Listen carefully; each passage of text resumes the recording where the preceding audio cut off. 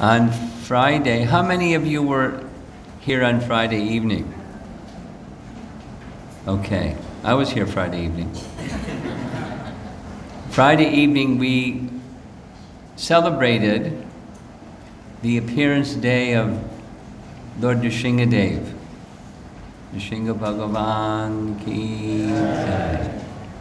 And the day following Nrsinga Chaturdasi is the Purnima, Vishaka Purnima. And on that day, yesterday, the Purnima, there are three important holidays. The appearance day of the deity of Radha Raman, a self-manifesting Krishna deity from a Shalagram Shila of one of Lord Chaitanya's followers, Gopal Bhatta Goswami. And we heard about Gopal Bhatta and his self-manifesting Radharaman.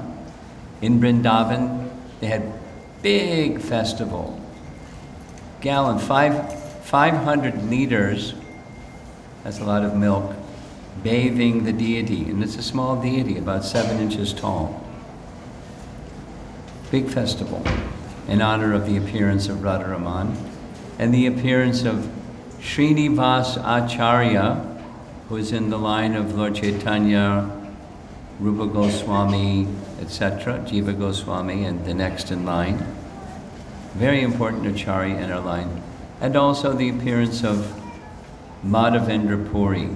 So we're going to spend some time this evening hearing about Madhavendra Puri. How many of you here are from Gujarat? So you all know Srinathaji, right? He's on our altar. So Srinathaji was, before he was known as Srinathaji and residing and presiding in Natadwar, he was in Vrindavan. Did you know that? Yes. And his name was Gopal Giridhari. And Gopal Giridhari was a deity that was revealed or found by Madhavendra Puri. So we're going to hear something about his Gopal deity and the glories of Madhavendra Puri. The early part of his life, Madhavendra Puri, is not so well known because the main information we have about his life comes from this Gopal deity that we're going to hear the story of. He was in the line of Madhvacharya. His spiritual master's name was Lakshmipati Tirtha, Madhavendra Puri, Ishwara Puri, Chaitanya Mahaprabhu, and etc., the rest of the line of disciplic succession. And a very important personality. Say it 3 times. Very, very, very important personality in our disciplic line. Specifically important, aside from having the deity of Gopal come before him, as you see in this image, this painting. But we were discussing this in one of the home programs. Madhvacharya, where was his headquarters? Udupi. And as a sannyasi, Madhvacharya established 9 temples or mats. And the central one is Udupi Krishna. And Udupi Krishna is worshipped without Radha by his side. Just Udupi Krishna. And that's Madhva's, there's teachings that support that type of worship. And the contribution, specific ecstatic contribution of Madhavendra Puri, is that in that same line, he was initiated in that line. His Diksha Guru Lakshmipati Tirtha was in that line. But he, towards the concluding portion of his life, entered into a spontaneous, ecstatic mood of love, like the residents of Vrindavan for Krishna.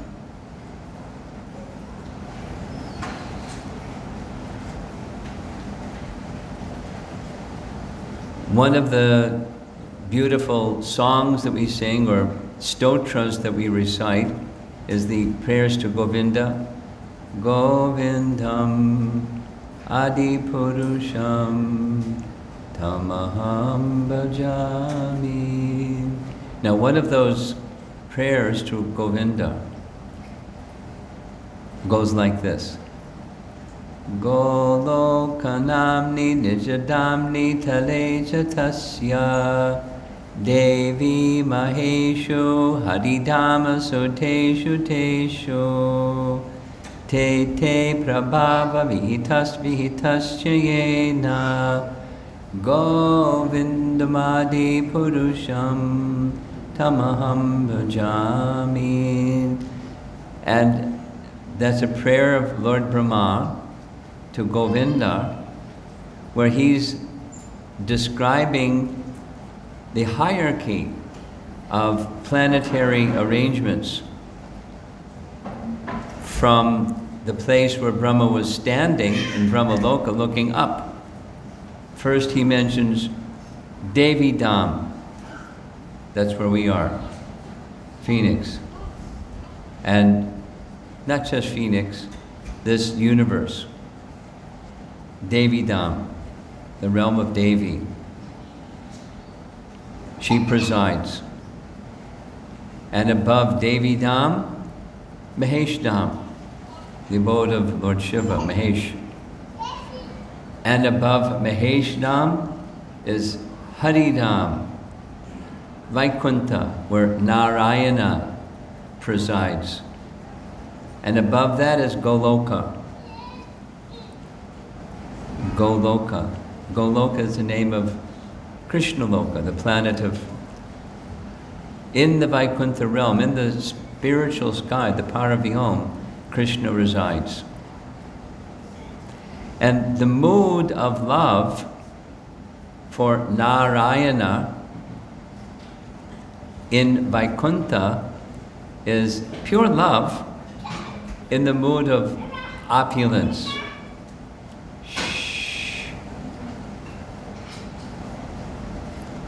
Aishvarya is the Sanskrit term. So seeing with awe and splendor, seeing the opulence of Narayan, everyone is in this mood of awe and veneration of Lord Narayana in Vaikuntha. So that same opulence or Aishvarya exists in Goloka, but there's something additional that's in Goloka that's not the same in Vaikuntha, and that is the intimacy of love, madhurya, sweetness. Madhavendra Puri entered into that madhurya bhav, sweetness of love of the gopis for Krishna in Vrindavan. In the end of his life, towards the final stages of his life, we'll see almost at the very end, the verse that he said over and over and over and over and over and over, and entered deeply into the mood of, essentially, the love of Radha for Krishna. You'll see. This is in Madhva's line. Now, you go to Udupi and you're not going to hear anybody speaking about the love of the gopis for Krishna. There's a really interesting story which there isn't time for. But Udupi Krishna, Madhvacharya was given, you know the story of how Udupi Krishna got to Udupi? there was a boat that was stuck on a sand dune. Madhva made an arrangement for the boat to get released from the sand dune. The captain of the boat wanted to give him a gift, so he accepted. There was a large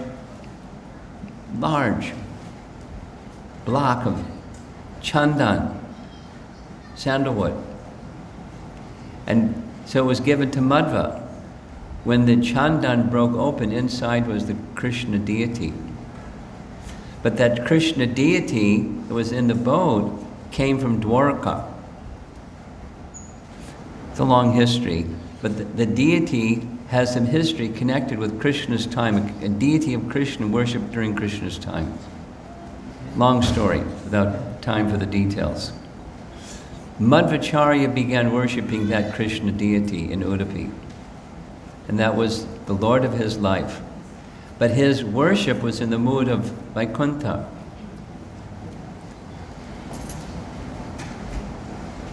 Narayana.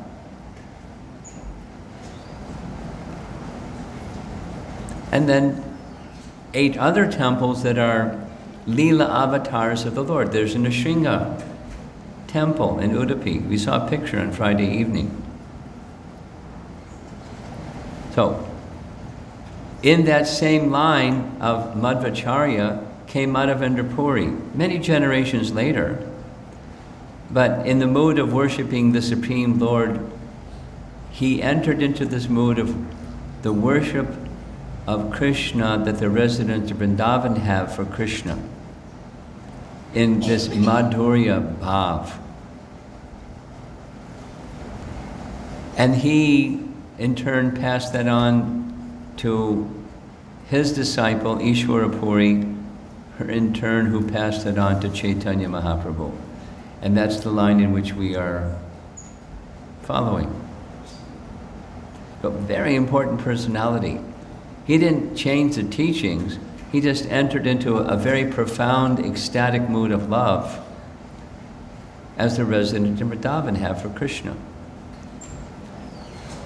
So we don't know so much about his early life, other than he appeared sometime during the 1300s,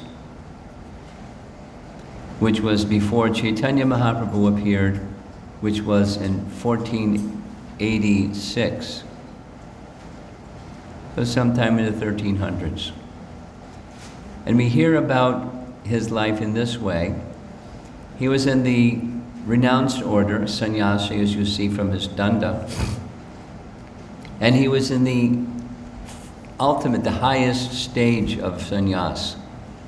There are some details, but according to Vedic culture,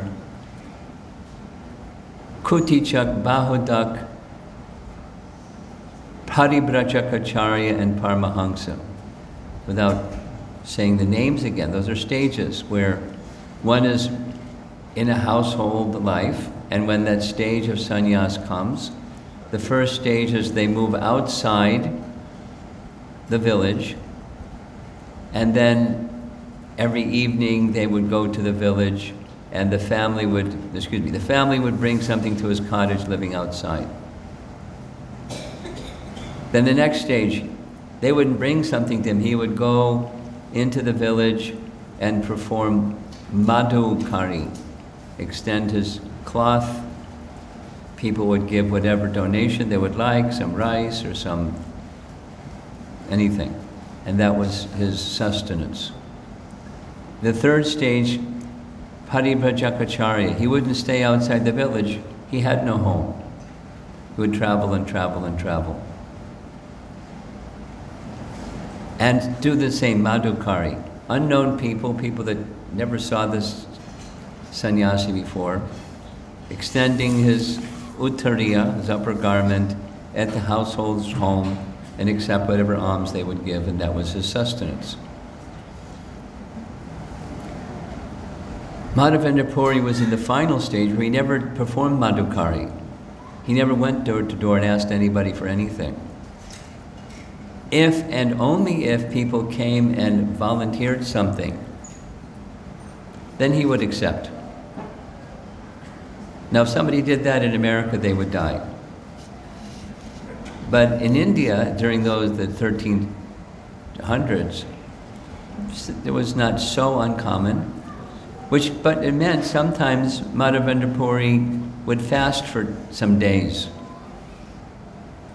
And only if somebody came and brought him something, so he would accept.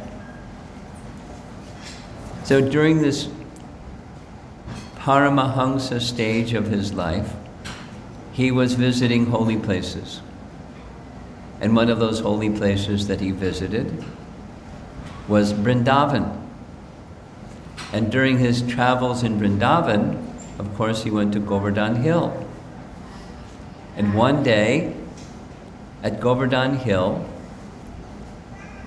in a place where there were some cows, and there was a nice shade tree towards the end of the day, he sat under the tree and was chanting the holy name.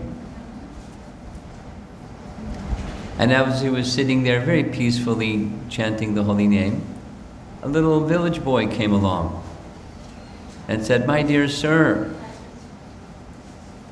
I understand that you have been fasting, and in our village, nobody goes hungry, so the ladies, just at milking time, they gave me this pot of milk for you and asked for me to give it to you."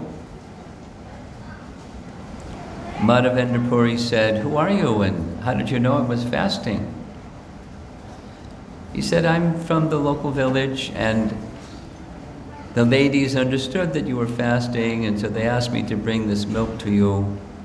I have to go now, it's milking time, but I'll come back later for the pot." And suddenly the boy just disappeared. So Madhavendra Puri was drinking the milk, thinking this is ambrosia, it's not just milk, it's very special. And the features of that young boy were so charming.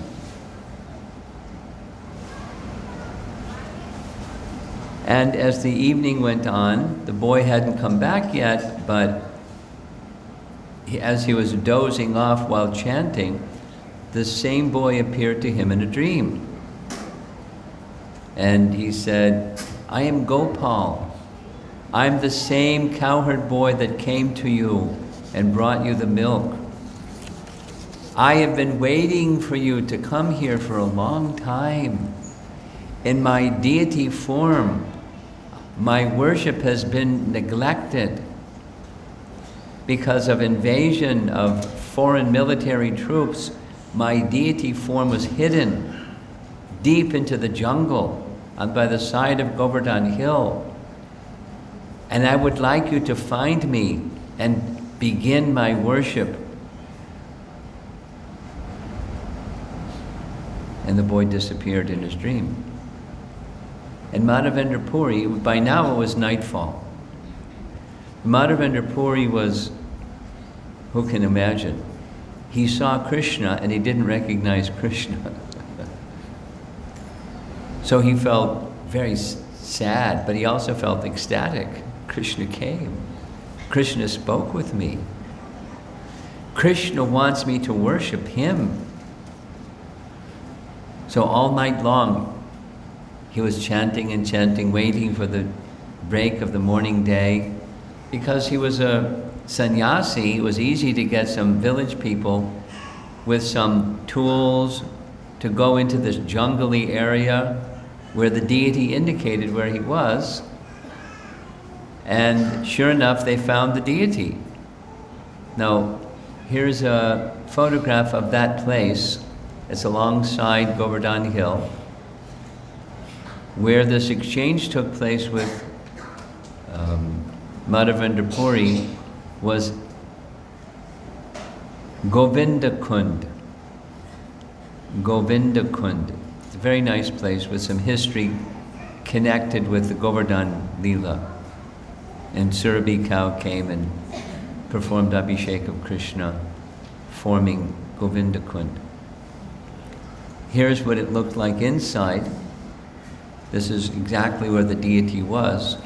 Now, this doesn't look very jungly, but it was at the time because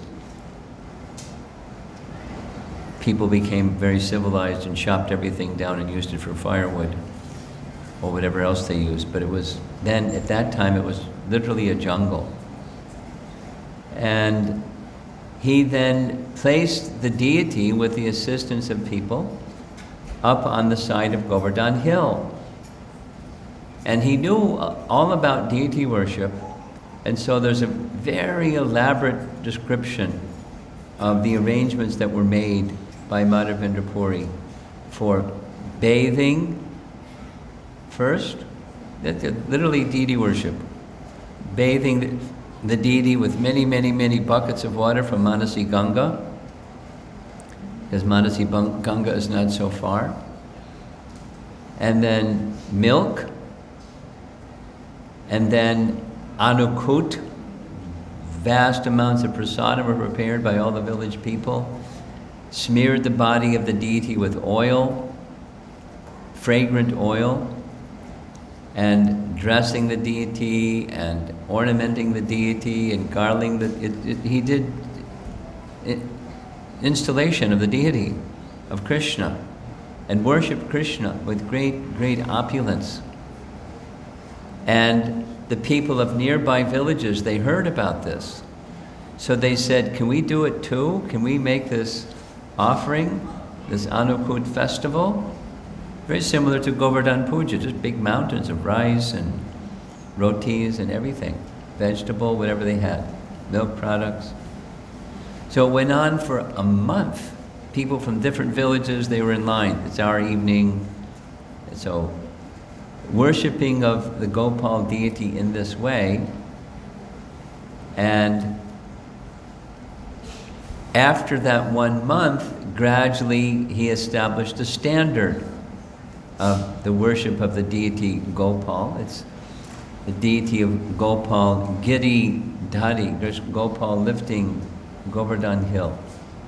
So he continued like this for 2 years. He was a Paramahamsa sannyasi, so he didn't keep, a house.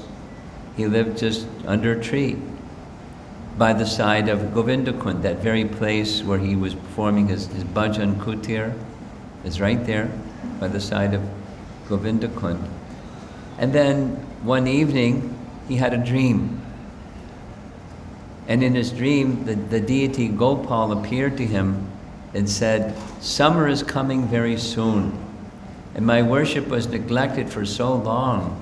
My body becomes very hot in the summer.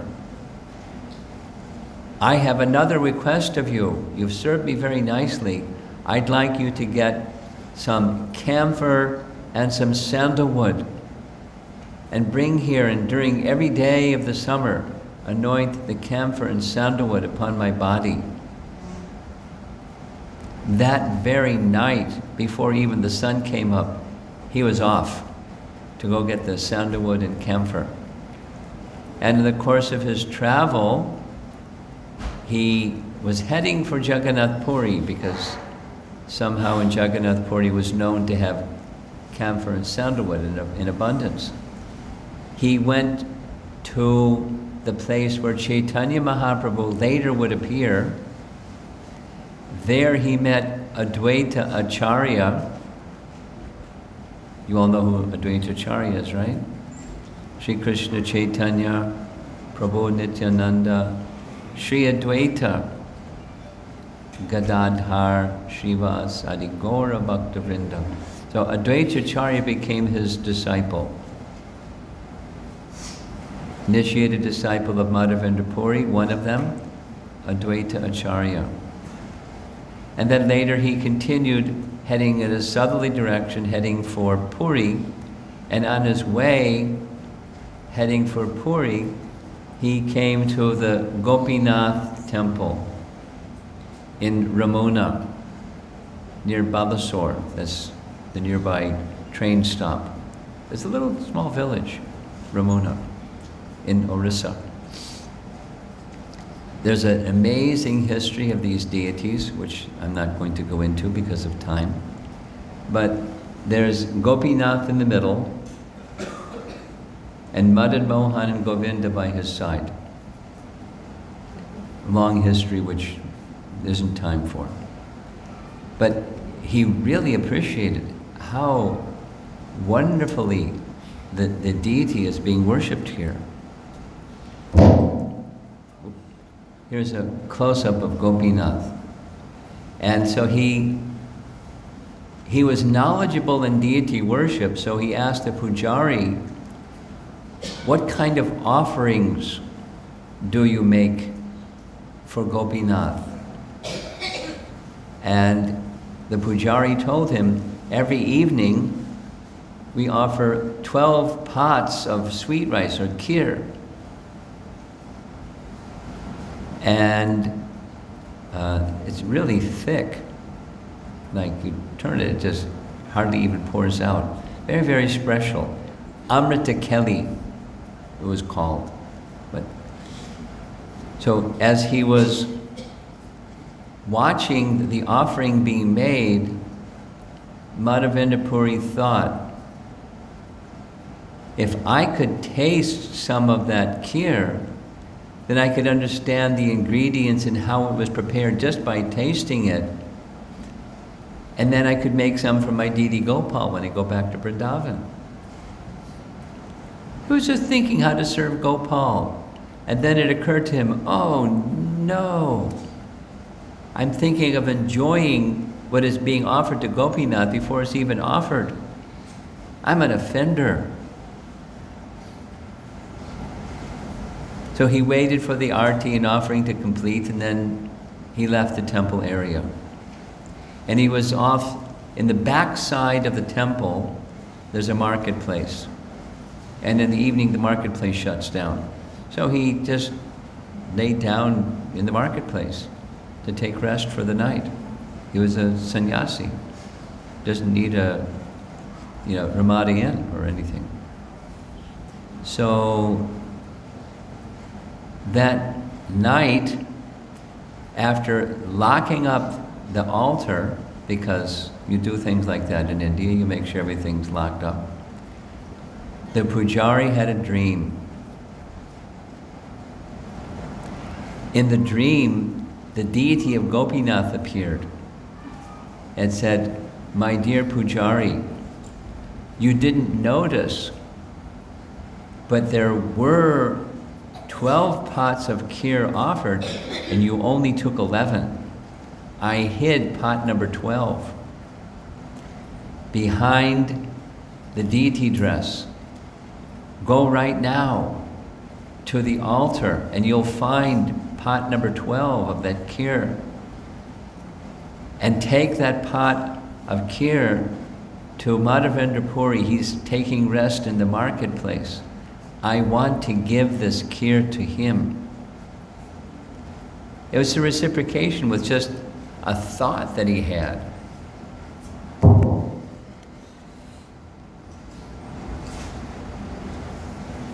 The pujari woke up. The dream was very vivid. He took his bath, got the key, locked it up. Somehow he got in, lifted up the garment, and sure enough, there was the pot of kheer behind the deity. And so he very reverentially took the pot of sweet rice and went into the marketplace and was calling out, Madhavendra Puri, Gopinath has stolen a pot of sweet rice for you. Madhavendra Puri, you're the most fortunate person in the whole universe. Madhavendra Puri, where are you? He woke up, hearing the pujari call. And when the pujari came and presented the pot of sweet rice, the pujari just fell at his feet. Said, you're not an ordinary being. You're so dear to Gopinath. He stole the sweet rice for you. He stole the sweet rice for you. Madhavendra Puri, you're so fortunate. crying. Madhavendra Puri started crying, just understanding the reciprocation of love of Gopinath for him. And he was taking the sweet rice, thinking how I can make this for my deity Gopal back in Vrindavan. He kept the clay pot, broke it into little pieces, tied it in his cloth, so that in the course of his travels he could eat the pot.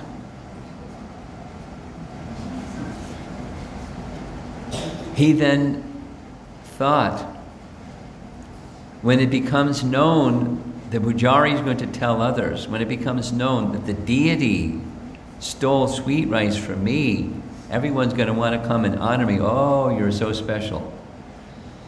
So before the sun came up, he left, because he wasn't interested in honor and praise and all of that. Most people are interested in that, but not Madhavendra Puri.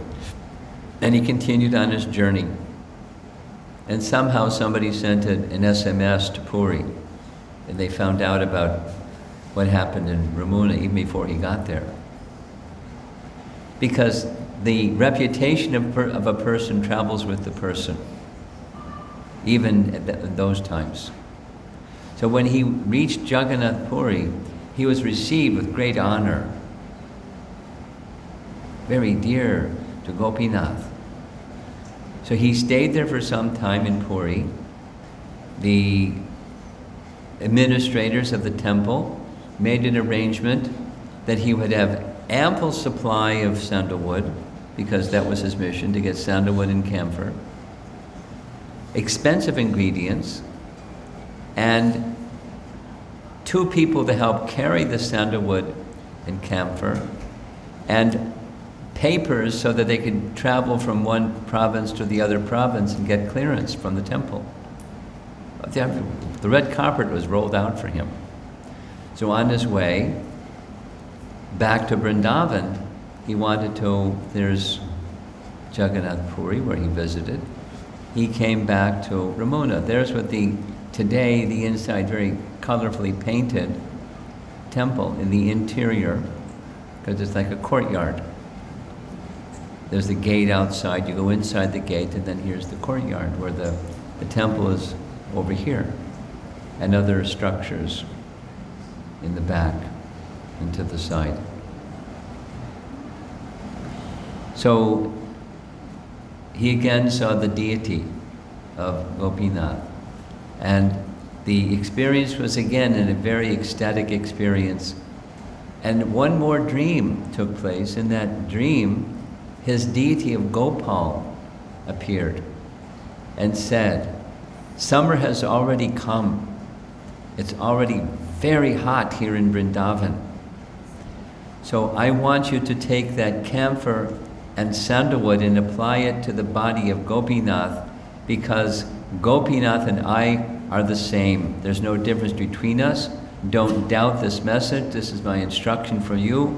Just stay here in Ramuna and distribute the sandalwood and camphor to Gopinath until all the sandalwood is gone and the heat of my body will be relieved. Follow my instruction." And he woke up in the morning, told the pujaris about this dream. The pujaris were really happy to have Madhavendra Puri's association and to have the sandalwood and camphor for their deity.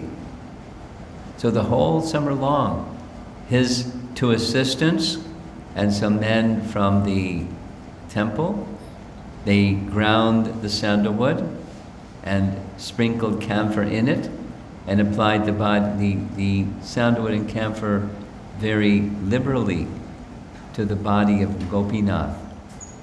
Now there's another photograph of Gopinath deities. These are really hard to get photographs because they don't allow photographs. You kind of have to either sneak it or pay some extra rupees, or both. Huh? You have to ask them. Here's the deity of Gopal,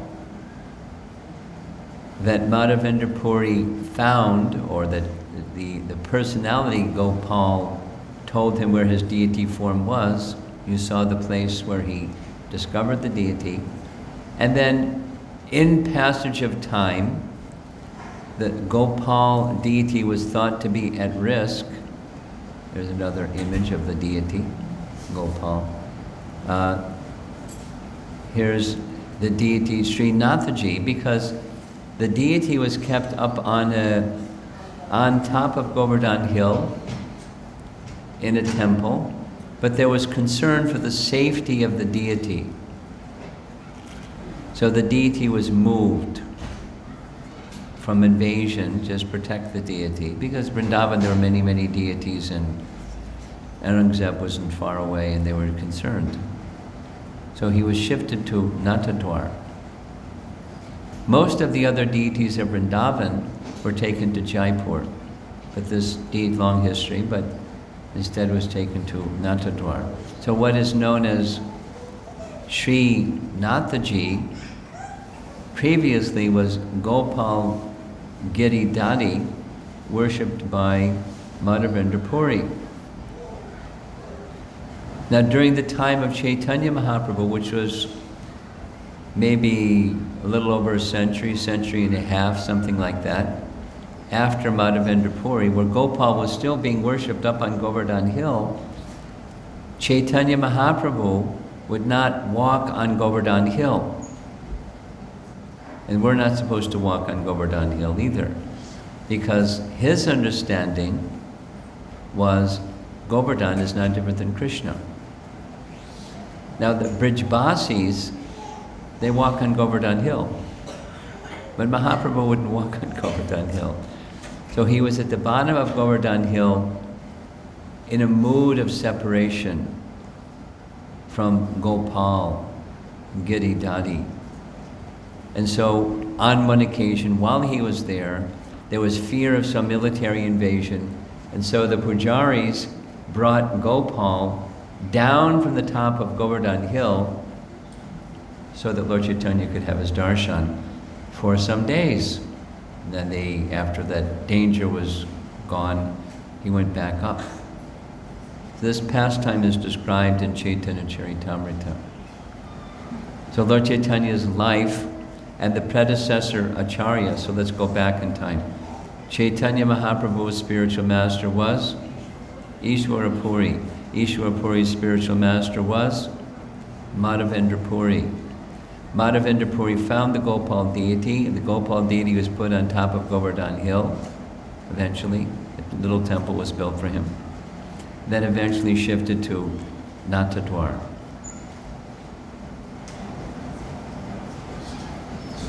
So this is the mantra that he recited over and over and over and over. So we'll recite it twice together. You ready? Aidina Dayadra Nata He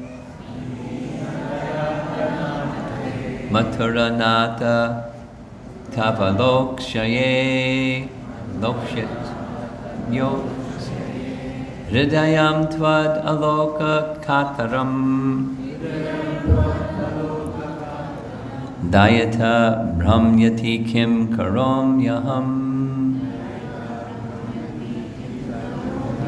Aidina Dayadra Nata He Mathura Nata Kadavalok Yase Hridayam Tvad Aloka Kataram Dayatam Brahmyati Kim Karom Yaham. Here's Srila Prabhupada's translation, very beautiful.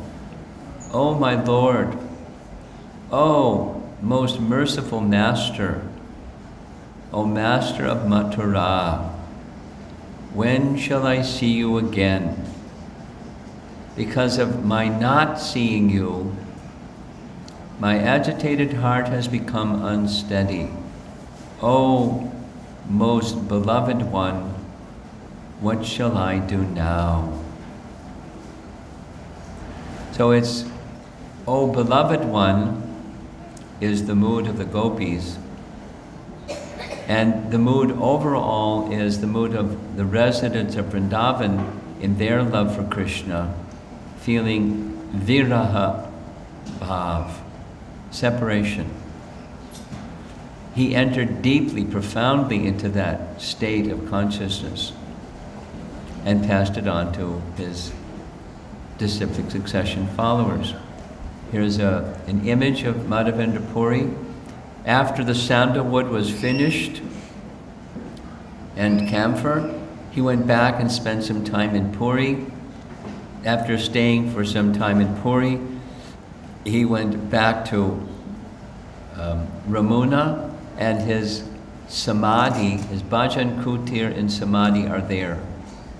So those of you that may have the good fortune of visiting Jagannath Puri, if your time permits, try to go to Balasore, and near Balasore is Ramuna, and see this beautiful deity of Chirakura Gopinath.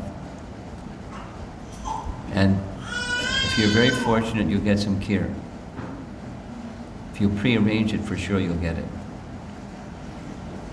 And so his samadhi and bhajan kutir on the back side of the temple. In the interior of the temple, 2, 3 generations after Mahaprabhu, was Rasikananda, a very ecstatic devotee whose samadhi is also there. It is said that Rasikananda left this world by entering into the body of Gopinath. There was a kirtan in the courtyard. He stood up, went straight for the altar, and entered into the body of the deity, not to be seen again. A very ecstatic devotee, Rasikananda. There's a wonderful description of his life. That's another day. So here's some nice description, what we know about the life of Madhavendra Puri, primarily based upon the teachings of Chaitanya Charitamrita and Krishnadas Kaviraj. Well, when Lord Chaitanya was traveling after he had taken sannyas at the age of 24, he was traveling from West Bengal to Puri in a southerly direction. So he passed through Ramuna, and when he passed through the Muna, then Lord Nityananda, because Lord Nityananda had also met Madhavendra Puri. For some people that are new, these names probably are confusing. But Lord Nityananda, on our altar is Lord Nityananda and Lord Chaitanya on the left. So Lord Nityananda, he was also on tour of holy places throughout all of India, just when he was like a teenager, traveling with a sannyasi. And one of the places he went to was where Madhavendra Puri was residing, somewhere in South India at the time. And when the two met, they were like eternal associates meeting for the first time. Very ecstatic description. This narration is found in Chaitanya Bhagavat, for those of you that like to go and check resources. The meeting between the two was super wonderful. Madhavendra Puri accepted Lord Nityananda as like a dear friend. Lord Nityananda accepted him as a spiritual master. He looked up to him and regarded him in that way. But they had this ecstatic exchange for a number of days. And Lord Nityananda had narrated all of this to Lord Chaitanya. The story you just heard of what happened in Ramuna, etc. So when Lord Chaitanya was traveling to Puri and they stopped from Ramuna, he told everything that he heard from Lord Nityananda. That's our system, disciplic succession. So I'm narrating a story, which to some of you is all new, but I'm speaking something that I've heard directly from Chaitanya Charitamrita. And that's heard directly by Krishnadas Kaviraj, who heard it in disciplic succession. We get an understanding of the lives of these great personalities in this way, by transparent hearing and repeating that sound vibration. And according to Srimad Bhagavatam, hearing about these great exalted personalities is spiritually equal to hearing about Krishna, because they're so intimately connected with Krishna. Anything to do with their lives is spiritual sound vibration. It's very purifying. So for those of you that are newer, that the names are a little complicated, don't worry about the names. It's the spiritual sound vibration and the pure devotion of Madhavendra Puri is enough. And gradually